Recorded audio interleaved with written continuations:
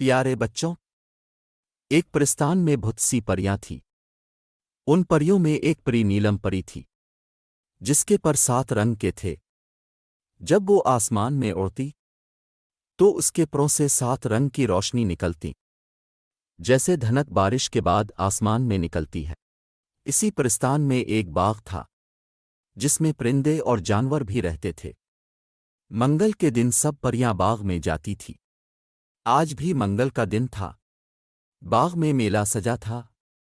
اچانک آسمان میں بادل رونما ہوئے اور بارش ہونے لگی۔ بارش بہت زوردار ہونے لگی۔ سب جانور حیران اور پریشان ہوگی، یہ بن موسم بارش کیسے ہونے لگی؟ باغ کی ساری سجاوٹ بارش نے ختم کر دی۔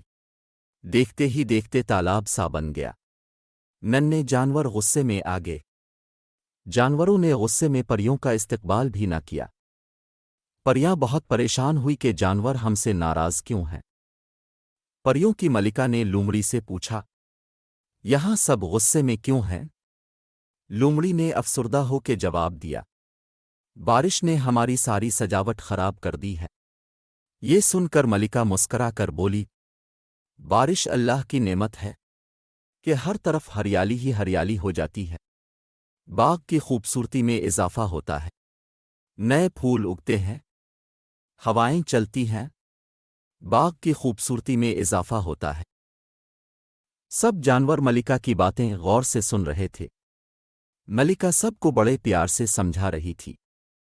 یہ سن کر خرگوش ایک دم بولا، مگر اب ہم نیلی پری کے 7 رنگ کیسے دیکھیں گے؟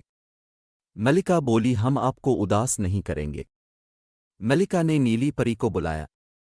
نیلی پری فوراً سے آ گئی اور بولی، چلو سب خوش ہو جاؤ، میں اپنے 7 رنگ دکھاتی ہوں۔ نیلی پری ہوا میں اڑی، سورج نمودار ہوا اور آسمان میں اچانک سے 7 رنگ بن گئے۔ سب جانور بہت خوش ہوئے۔ نیلی پری نے 7 رنگ ہمیشہ کے لیے آسمان میں چھوڑ دیے اور خود پرستان چلی گئی، جنہیں اب ہم قوس قزح کہتے ہیں۔ اخلاقی سبق۔ پیارے بچوں، بارش اللہ کی رحمت ہے۔